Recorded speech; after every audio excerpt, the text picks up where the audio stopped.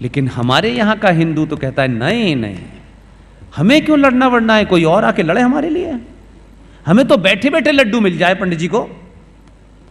भारत के मंदिरों का 80% पैसा सरकार ले लेती है। यह मुहिम चलाई किसी दलालों ने, ये नहीं चलाई। किसी भी गुरुद्वारे में चले जाइए, हिंदुस्तान के किसी गुरुद्वारे में चले जाइए, रात के 12 बजे भी अगर कोई चला जाता है तो उसको भरपेट खाना मिलता है। और ध्यान रखिएगा, जब खाना आदमी खा लेता है तो उसके मन से सही में दुआ निकलती है। आज मंदिरों का 80% पैसा सरकार ले रही है। आप सो रहे थे, और ऐसा नहीं था कि कल परसों से, कई सालों से ले रही थी, लेकिन आपके उसमें तो यह था ही नहीं कि भाई मेरे आस्थाओं के केंद्र है मंदिर, मैं उस पे पैसा चढ़ाऊं, लड्डू चढ़ाऊं, सोना चढ़ाऊं, सरकार का क्या लेना देना है। लेकिन दलाल संगठनों ने नहीं बताया आपको, क्योंकि यह लड़ाई नहीं लड़नी हमको, क्योंकि उसमें तो हमारे लोग ही बैठे हुए हैं। तो यहां से लेके अमेरिका और अफगानिस्तान सब जगह तक पैसा चढ़ रहा है। उस पैसे का प्रयोग हो कहां रहा है? जिस दिन भारत के मंदिरों के पट रात के 12 बजे तक खुले रहेंगे, जो मंदिर की चौखट पे आ गया उसे मंदिर से पूरा खाना मिलेगा। इस देश में एक भी दलित नहीं बचेगा, एक भी पिछड़ा नहीं बचेगा, कोई नहीं बचने वाला। लेकिन यह मांग हमने नहीं लड़ी। ऐसी बात क्यों कि अगर आप कमजोर रहेंगे तभी वो दलाली कर पाएंगे। आप मूर्ख रहें, कमजोर रहें, डरपोक रहें, इसका प्रबंध किया जा रहा है। इसका प्रबंध नहीं किया जा रहा कि 90 करोड़ में से लोग बहादुर बने। मैंने कभी अपने डिस्कोर्स में नहीं कहा कि किसी के खिलाफ हथियार उठाओ। मैंने इतना जरूर कहा है कि परशुराम भी 24 घंटे हाथ में फरसा रखते थे, और फरसे से उन्हें केला नहीं काटना था। इसलिए भगवान राम, जिसकी कथा बड़े सारे लोग सुनाते हैं, मैं अभी वृंदावन में गया, मेरी मजबूरी यह है कि डाइस पे किसने बुलाया है और नीचे कौन सुनने आया है। मैं अपने उद्बोधन में इन दोनों चीजों का कतई ख्याल नहीं रखता। जिन्होंने बुलाया है उन्होंने बहादुरी का काम किया है, और जो सुनने आए हैं इसलिए कि जिन्होंने बुलाया है उनका किससे संबंध है, इसलिए मैं आपसे अच्छी अच्छी बातें करूं। हम सबका साथ, सबका विश्वास, हमारा डीएनए एक है, ये भी हमारे हैं, वो भी हमारे हैं। महाभारत में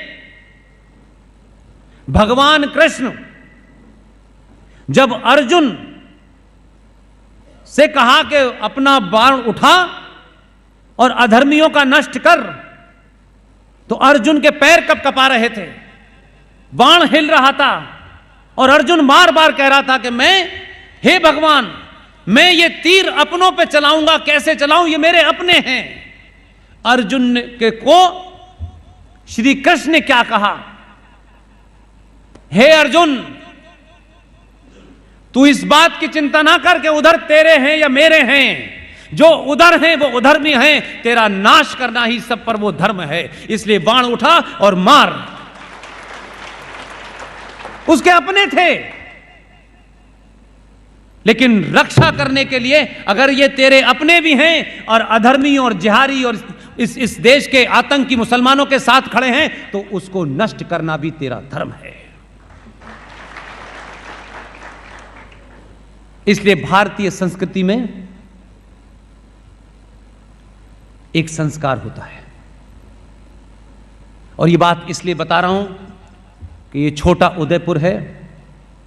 यहां बड़े लोग अंग्रेजी में, कोई ऑस्ट्रेलिया से, कोई इंग्लैंड से चल के यहां आते हैं और हर दूसरी जगह चर्च बना रहे हैं।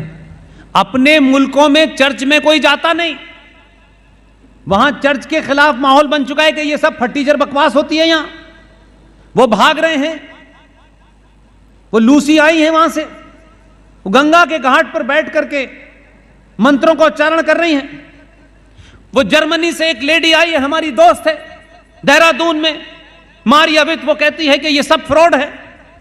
उनके अपने लोग चर्चों में नहीं जा रहे, वो भारत में चर्च बना रहे हैं।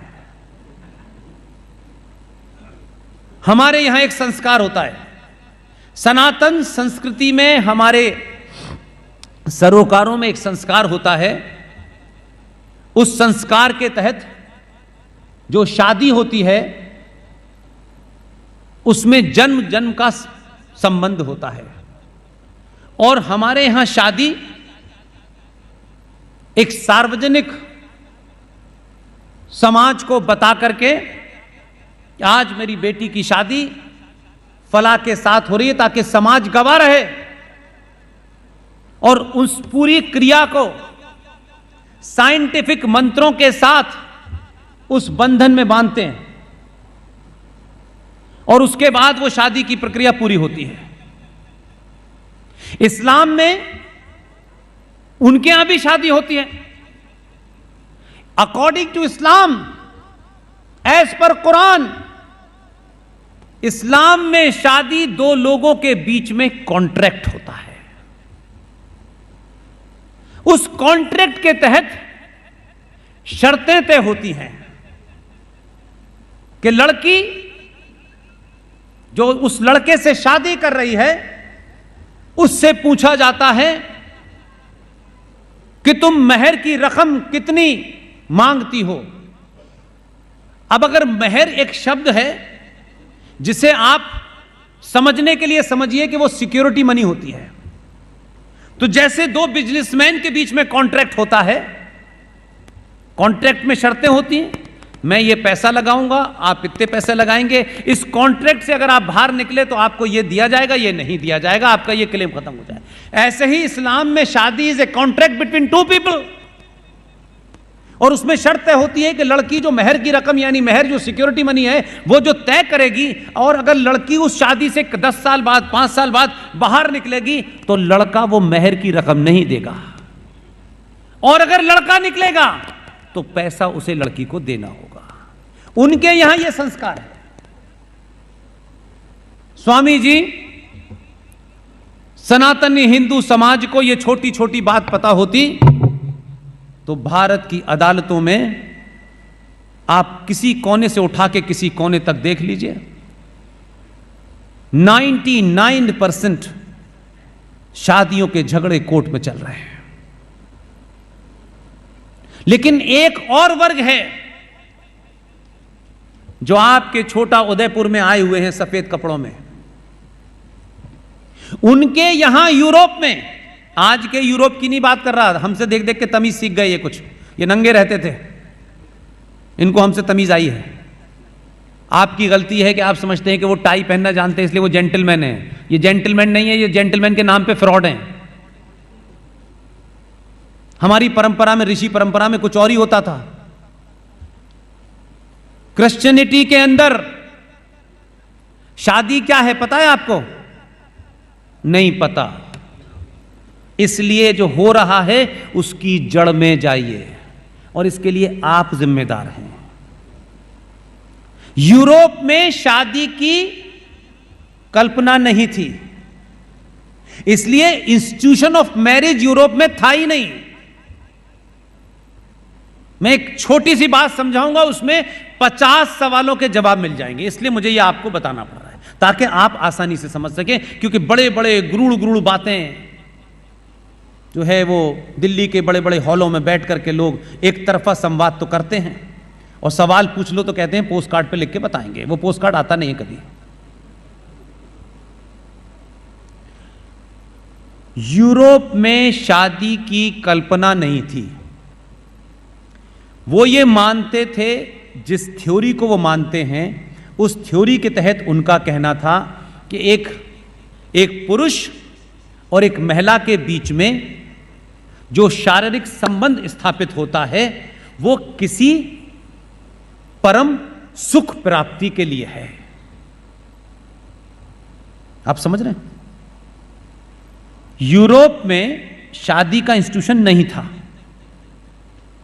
वहां एक युवा लड़की और एक युवा मेल, वो जब मिलते थे तो वो ये कहते थे कि हम ये शादी नहीं है, क्योंकि शादी वर्ड सुना ही नहीं था उन्होंने, हम किसी सुख प्राप्ति के लिए मिल रहे हैं।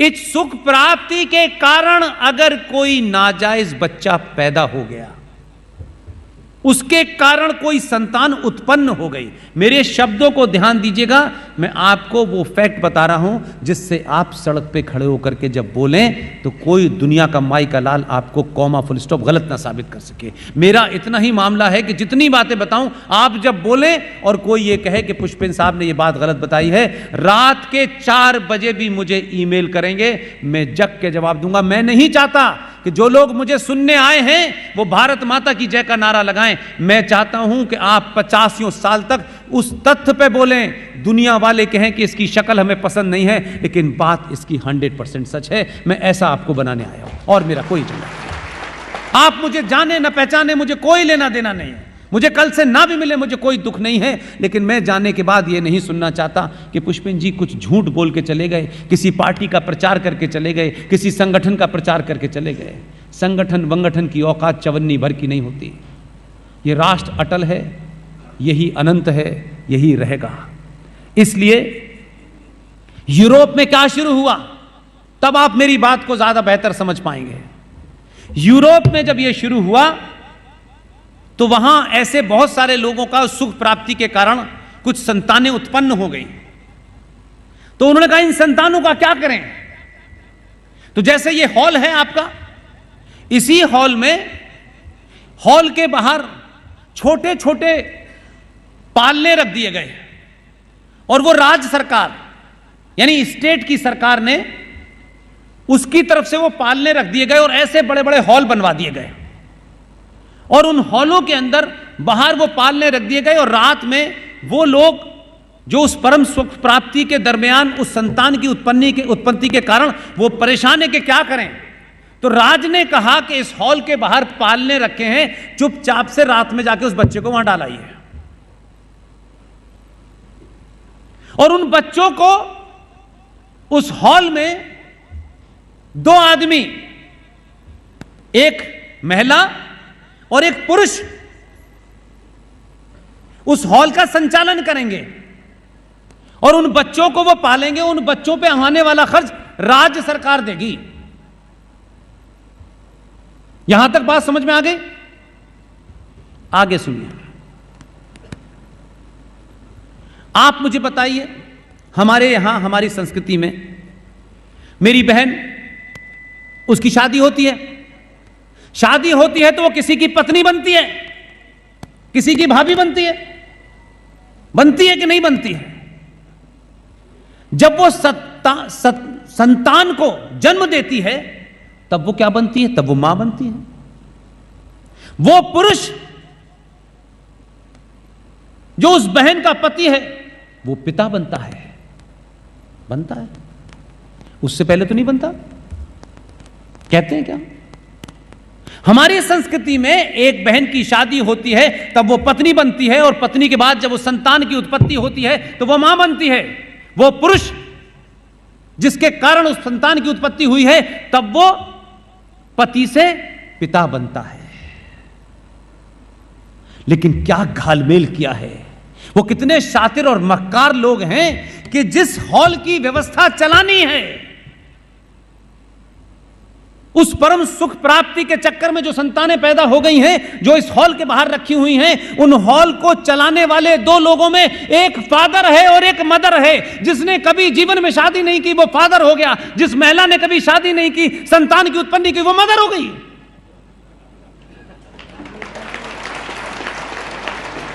और उस हॉल की व्यवस्था फादर चला रहे हैं। ये कौन है? फादर एंगल कहां से आए थे? ये मदर हैं। ये कब बनी मदर? और उस हॉल को क्या कहते हैं पता है आपको? जो जगन्नाथ प्राप्त आप सबने किया है। उन नाजायज संतानों को पालने की जगह में जो 2 लोग पाल रहे हैं वो बिन ब्याही मां कहलाती है, वो बिन ब्याहा आदमी पिता कहलाता है। और उसी हॉल को कॉन्वेंट कहते हैं, जहां आज संपन्न समाज का हिंदू अपने बच्चों को पढ़ने भेजता है। हमारा बच्चा सेंट फिडेलिस कॉन्वेंट स्कूल में पढ़ रहा है, नाजायज बच्चों के पलने की जगह को ना आप कॉन्वेंट कहते हैं, वहां आपका बच्चा पढ़ता है, इसलिए आपकी स्थिति ऐसी गंभीर हो गई है, इसलिए आप परेशान हैं कि आपका बच्चा सीख क्या रहा है, क्योंकि आपने अपने संस्कारों, अपनी संस्कृति, अपनी धरोहर को नीचा दिखाया, हीन भावना भरी, आपको इतना इन्फिनिटी और ऐसा से कमतरी आपके अंदर भर दिया कि आप सोचने लगे कि मेरे अंदर तो, मैं तो बिल्कुल दीनहीन हूं, मेरे तो कोई संस्कार ही नहीं है, हम तो ये हैं, ये हैं, ये हैं। आपने उन सच बातों को जाना नहीं और ये कथाकारों ने आपको बताया नहीं बताया। ये उनका काम था, ये संतों महंतों का काम था।